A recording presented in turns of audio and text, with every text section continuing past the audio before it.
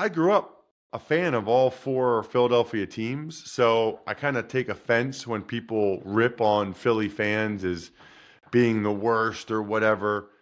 But when you do stuff like this, it's a reflection on everybody. It's a reflection on all of Eagles fans. You're tuned in to the Ross Tucker Football Podcast, guiding your gridiron journey, none other than your host, former NFL lineman, Ross Tucker.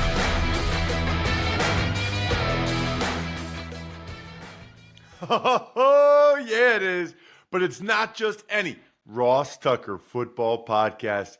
It is a Power Rankings Tuesday, which means I'll let you know how last night's game between the Giants and Patriots went before I dive into my official and the NFL's official power rankings for all 32 teams.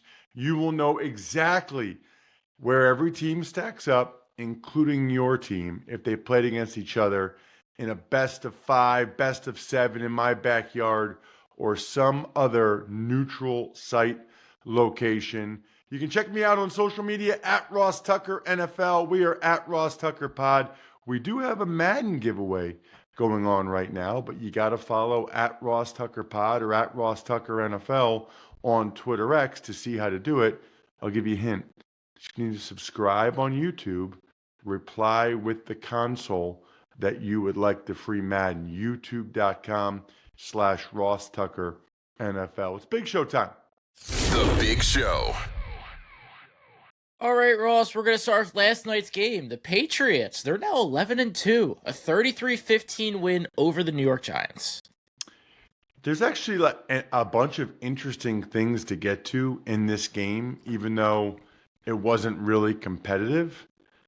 And a lot of them are kind of on the Giants side. I mean, first of all, Giants number 2 overall pick or number 3, whatever he was, edge rusher Abdul Carter, did not play in the first quarter. It was a coach's decision for tardiness. They didn't really specify what he was late for, but this is now really concerning. It was one thing a couple weeks ago when he sat for the first drive and we found out that he missed a walkthrough or was late for a walkthrough or something, but now it happens again. That's a huge red flag. Huge red flag. I mean, it's one thing if it happens once, mistakes happen, but then when you don't learn your lesson, that would be concerning to me if I were a member of the Giants organization. Certainly if I were a Giants fan, that would be concerning. The other things that are concerning, Jackson Dart still doesn't get it. And based on his quotes after the game, I'm starting to think he never will. I mean, his quotes after the game. So Jackson Dart, first of all, he slid too late early in the game and got hit in the head. Then he was running down the sideline, and the NFL is super clear. You have to get into the white to be protected. If you're going to keep trying to get those extra yards down the sideline, they can hit you until you touch the white. Neither foot had touched the white, and Christian Ellis absolutely blasted him. And you look at the quotes after the game from Jackson Dart, I'm going to keep playing aggressive. He's not changing his style. Big hits are just part of the game. It's a shame because he has a chance to be the Giants' franchise quarterback.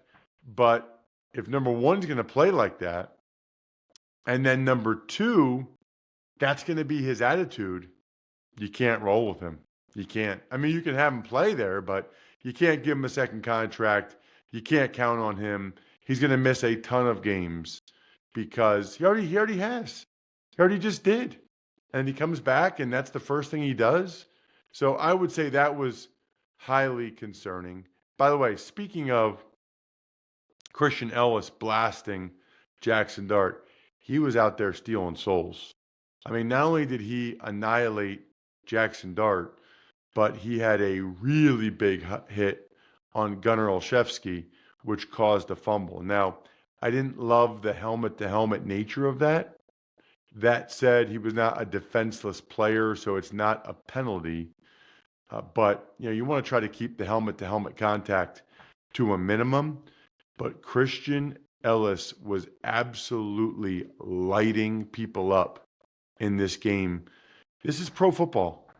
You're playing for keeps. This is a serious, serious business played by grown men, and Christian Ellis was out there playing for keeps, and I respect that.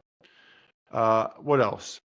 I mean, Younghoe Koo for the Giants. If you guys didn't see it, just Google Younghoe Koo or craziest field goal attempt ever. I guess he says that he felt like the ball was slipping in the holder's hands, so he pulled up, but he ended up, basically driving his foot into the ground. It was super awkward, looked horrendous, and just more sort of more comedy of errors for the Giants. They also had some costly penalties. For the Patriots, Drake May played well. He didn't really even have to do that much. Marcus Jones, who's just a fantastic player, was, ever since I did that Houston-UConn game several years ago and said he should be up there as a Heisman Trophy candidate. It's still a disgrace that he wasn't invited to New York. The guy might have been the best player in college football, best DB, best returner. Anyway, he had a punt return touchdown again. And I think the thing that jumped out to me the most about the Patriots last night is that they ran it pretty darn effectively, even without the left side of their offensive line. The two rookies, Jared Wilson and Will Campbell, are both injured, and they still were able to run it very effectively. More great stuff right after this. All right, obviously, you guys know all I talk about on these shows is football or football betting or whatever. Guess what? I'm not dumb. I know a lot of my friends, a lot of people in general, very excited about the World Cup next summer. Cannot tell you how many people have said, I'm going to this match, I want to go to this game, I want to see this country. Take the guesswork out of buying soccer tickets, courtesy of my friends on the Game Time app.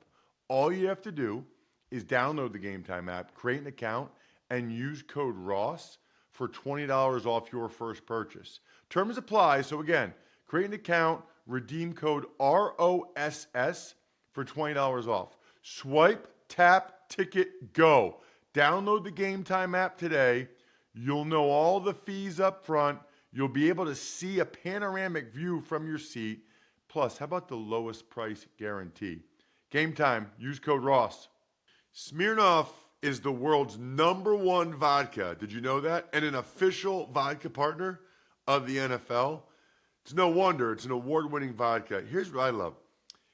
It has a long history, starting in 1864. That's 5 years before the first college football game ever. They are all about the collective. Grab a bottle of Smirnoff at your local retailer and head to Smirnoff.com to find recipes of delicious cocktails that are perfect for game day. Please drink responsibly. Smirnoff number 21 vodka, distilled from grain, 40% alcohol by volume. The Smirnoff Company, New York, New York. Please not share with anyone under legal drinking age. It's time for the all-important Power Rankings. The worst team in the history of the NFL is... All right, Ross, let's move to our power rankings. 32nd, Las Vegas Raiders. They were better this week, which I think is a positive. So that's a positive. The Raiders were better this week than they were last week. I don't know that they were good enough for me to move them out of the basement. Max Crosby did some good things. Brock Bowers did some good things. The problem is when you talk about the Raiders, you're not often talking about other guys doing good things. 31st, Tennessee Titans. So the Titans took a big step back. That was really disappointing. Thought after the performance against Seattle that the Titans really had a chance to knock off the Jaguars. Felt like Cam Ward was coming off his best game against that Seattle defense. They're playing at home. The Jaguars were kind of riding high. That is not what happened. Kudos to the Jags. They took care of business, but man, that was bad. Really bad by the Titans. Despite the win, Jets 30. I thought about moving the Jets up. To me, they're still right there with these other teams if they played them in a series. They still, maybe they'd be ahead of the Browns. I don't know. The Browns just had an impressive win over the Raiders the week before. So these teams are kind of all in the mix. But yes, Jets got a win. Special teams helped tremendously. It was a nice win for them. But it didn't really change how I feel about the Jets right now. Next up is the Cleveland Browns at 29th. Browns definitely took a step back. I think I said that yesterday. Shedeur Sanders took a step back. That was disappointing. I was so excited after the improvement from that Ravens second half to the Raiders first start to see what his improvement would be going into week 2, and this time starting at home. You just didn't see it, unfortunately. The defense wasn't able to rise to the occasion. Special teams let them down. Browns are a bad team. 28th is the Washington Commanders. Boy, they put forth a really, really good effort again.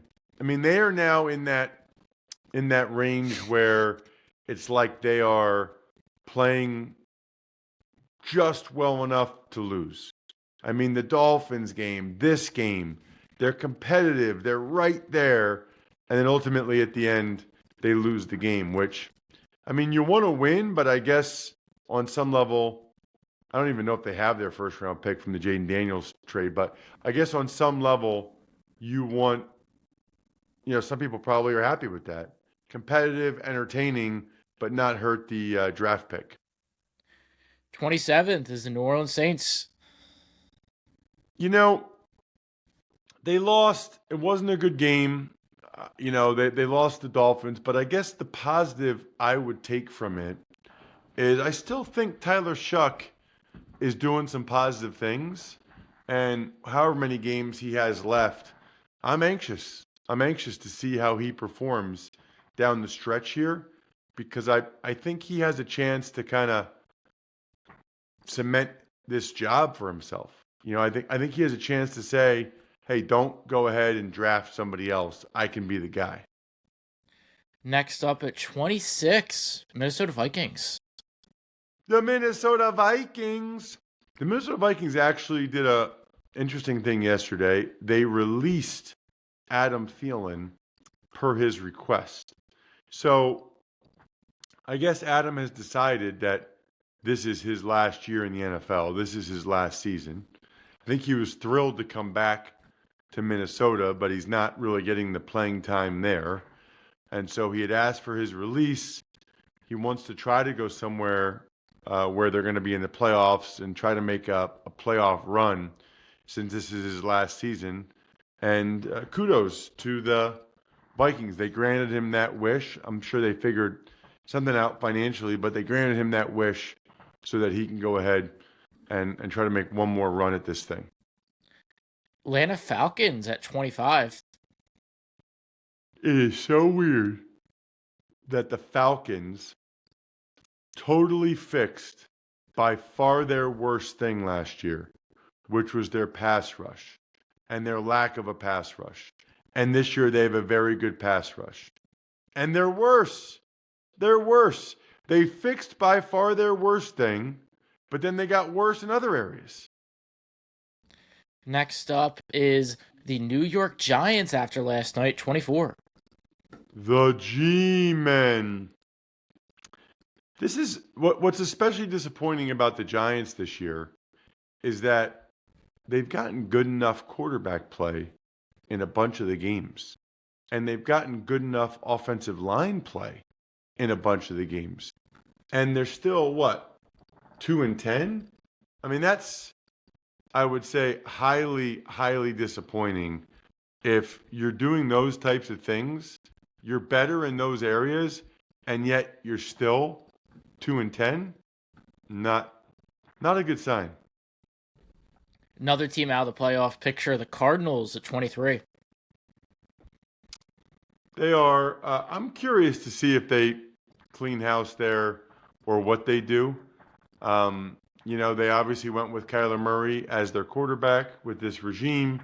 It didn't really work out. I think they won 8 games last year, and I'm sure they felt as if they were going to take a step forward this year. Obviously, that's unfortunately for them just not going to be the case. Don't go anywhere. Got to pay some bills real quick. Well, you don't have to talk to me about live sports. Nobody likes live sports more than me. And the reality is, you need the apps. You need the streaming services to be able to watch these sports live. When you got NASCAR, especially NFL, Sundays, college football games with Fox 1, you get it all live. Edge of your seat plays, jaw-dropping, high-octane moments, and that feeling like you're right there in the action. It is so nice after a game or when I'm traveling to be able to watch sports live on my phone. Fox 1, we live for live, streaming now. I don't understand the science. Maybe it's because they're originally from Canada, but Labatt beer tastes even better in the winter. It is so good. And with Buy Beer, Get Gear from Labatt, just go to the website, snap a photo of your receipt, upload it instantly to rack up points for exclusive merch. You can get points for every purchase at any store, bar, stadium, any size, any product. It doesn't matter. Anywhere you're buying Labatt. Buy Beer, Get Gear. Go to rewards.labattusa.com to sign up. 22nd, Cincinnati Bengals. Well, the Bengals moved up several spots and clearly have a chance to keep moving up. Now that they got Joe Burrow back and he's playing the way he is, it still doesn't sound like Trey Hendrickson will play this week. My guess, by the way, is Trey Hendrickson. I don't know if I've said this before, Jack. I don't think he's going to play again this year. I think Trey Hendrickson was only on a 1-year contract. He's going to, the Bengals never gave him the money he was looking for. So why is he going to hurry back from an injury for them? That doesn't make any sense. He is going to just probably ride this out for the rest of the year and then be fully healthy for free agency to try to cash in, which I don't blame him. As for the Bengals, they're not that far out of it. I mean, they're only 2 games behind now in the AFC North with 5 to play. That's very doable. And so they just got to keep winning. Another team in the AFC North is the Steelers at 21st. In all the years I've been doing this, I've never heard about Steelers fans booing Renegade like they did. Do you know about that, Jack? I mean, I know about Renegade. I didn't know they were booing it, which is news to me. Yeah, they booed it on Sunday against the Bills, which they never do. It always gets them fired up and excited and whatever, but that was not the case. The game was so bad against the Bills that they actually booed. Wow. 20th, Miami Dolphins. Miami Dolphins. Miami Dolphins. Miami Dolphins just keep winning. This is crazy to say out loud. The Miami Dolphins are 1 game behind the Kansas City Chiefs. That does not make any sense. This year's Miami Dolphins at 5-7 are 1 game behind the 6-6 Kansas City Chiefs. It's really wild when you think about it. 19th is the Carolina Panthers. Massive, massive win for Carolina. We can't forget that the week before, they didn't look very good at all in that loss to the Niners. So it's not like, the Panthers are kind of a hard team to figure out. They're like a yo-yo. They're up and then they're down. But in this instance, they were up, and so they move up. I only moved them up 1 spot because it's hard to really know how they would do in a best-of-5 or best-of-7 type series. Staying in the NFC South, the Tampa Bay Buccaneers at 18. It wasn't really all that impressive, but they got a win they desperately needed to get, especially with the Panthers nipping on their heels. So kudos to the Bucks finding a way to win, and it still feels like they're getting healthier. It sounds like Mike Evans might be able to practice this week, which would be huge. 17th, Houston Texans. It's weird that the Texans only moved up one spot because they're on a roll. They've won 4 games. They won in a row. They won on the road in Indy. Looked pretty darn good doing it. Ran it pretty effectively. C.J. Stroud played well. They're another team that's close to moving up. I would say the Panthers are a good team. So I'd say there's like 19 teams you can say are legitimately good. Halfway mark is the Chargers at 16. San Diego Superchargers, San Diego Chargers. Wow, that was especially bad. So Justin Herbert had surgery yesterday on his broken hand to stabilize it. I suspect he will play on Monday night against the Eagles. Gets an extra day to kind of tinker with that thing. But if he didn't even miss a full series against the Raiders, I have a tough time picturing him missing a Monday Night Football game against the Eagles. 15th, Detroit Lions. You probably didn't see this, Jack, but the Lions claimed my boy Hayden Rucci off of waivers. You saw that? I did see it. I had a little birdie send it to me. Oh, nice.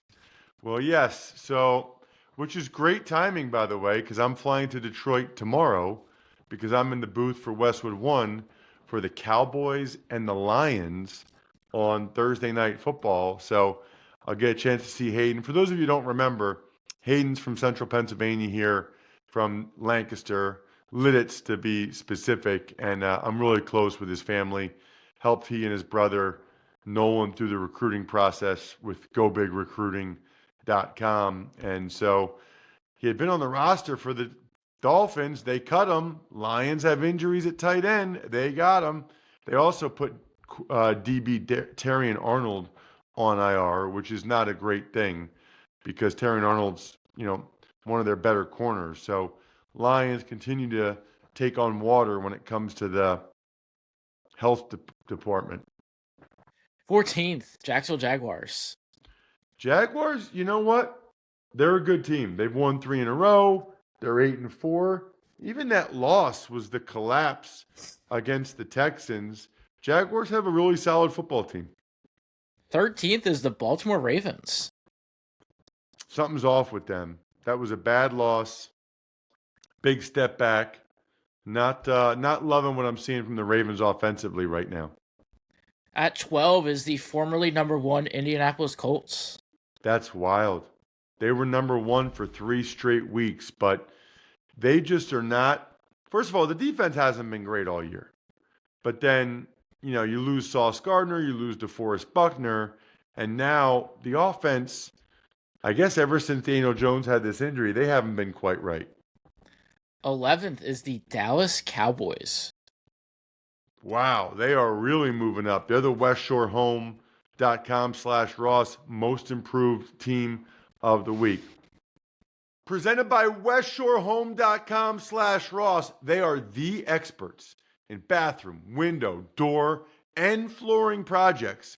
Visit WestShoreHome.com/Ross to get started. West Shore Home, remodeling, reimagined. It's real now for the Cowboys. You win that many games in a row. You come from behind against the Eagles. You beat the Chiefs. It's real. The Cowboys are in this thing, and because they're playing pretty darn good up front on both sides of the ball. It always comes back to that. Plus, they got the quarterback. They got the receivers. But they are winning these games up front on both sides of the ball. 10th, Green Bay Packers. Dun, dun, dun, dun, dun, dun. Go, Pack, go.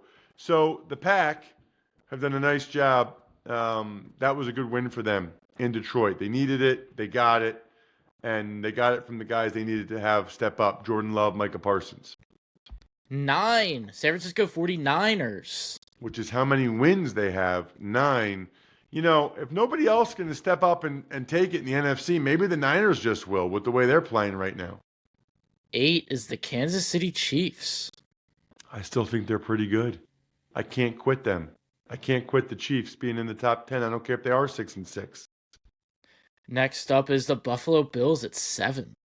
So the Bills, being able to run the ball that well against Pittsburgh really was a good sign, especially with both offensive tackles out. Man, they needed that win desperately. 6 is the Philadelphia Eagles. I'm not even going to talk about the team. I'm going to talk about something that happened. I'm going to make this my Labatt take of the week. Labatt Take always brought to you by Labatt. With Labatt, you can buy beer and get gear. Go to their website, snap a photo of your receipt, upload it to gain points towards exclusive merch. Any size, any product, anywhere you're buying Labatt. Sign up at rewards.labattusa.com.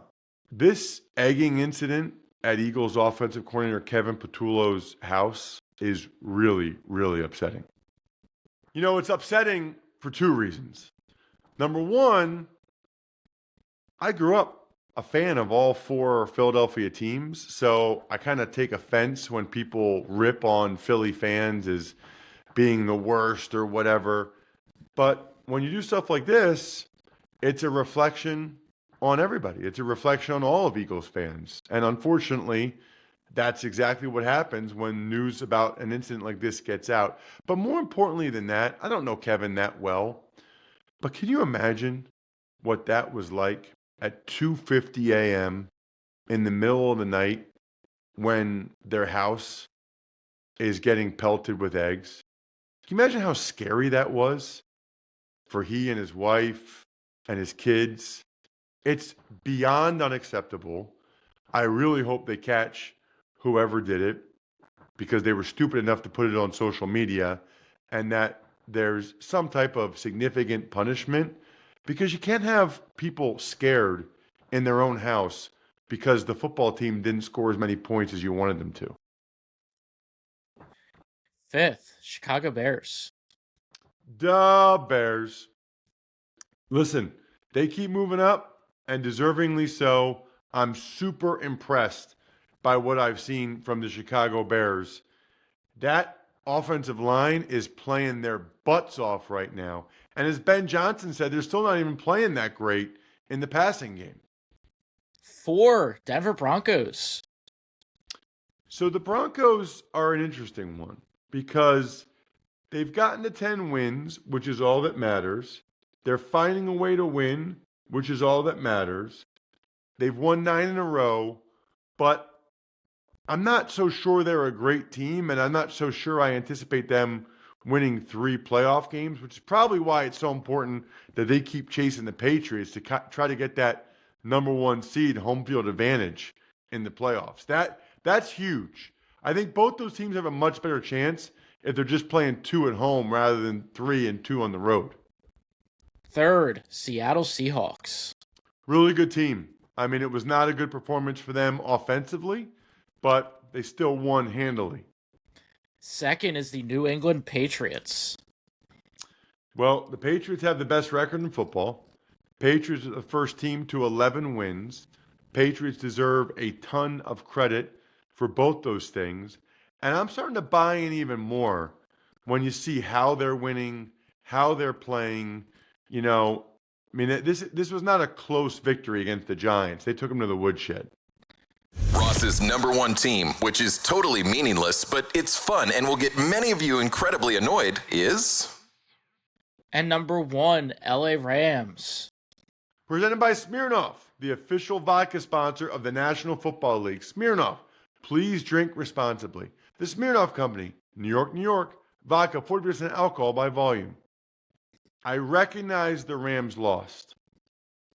I care, but I don't care. I still think they're the best team. You're not going to have very many games where Stafford throws 2 picks, including a pick 6, and then fumbles, which is why they lost. The Panthers had success on 4th down. Kudos to them. There was a lot of variance in that game that went the Panthers' way. I still believe the Los Angeles Rams are the best team in pro football. Other than that, Make sure you check out the Even Money podcast today. I was up over 20 units again. This is getting crazy. I think we're done here. Thanks for tuning in to the Ross Tucker Football Podcast. Make sure to also check out Even Money, Fantasy Feast, and College Draft, all on the DraftKings Network, YouTube, or subscribe to the podcast on your favorite platform. Shout out to myfrontpagestory.com. It's December. It's time to get holiday gifts. It's time to get one from myfrontpagestory.com. Backofficescheduler.com, humanheadnyc.com, Sporticulture, Pizza Boy Brewing.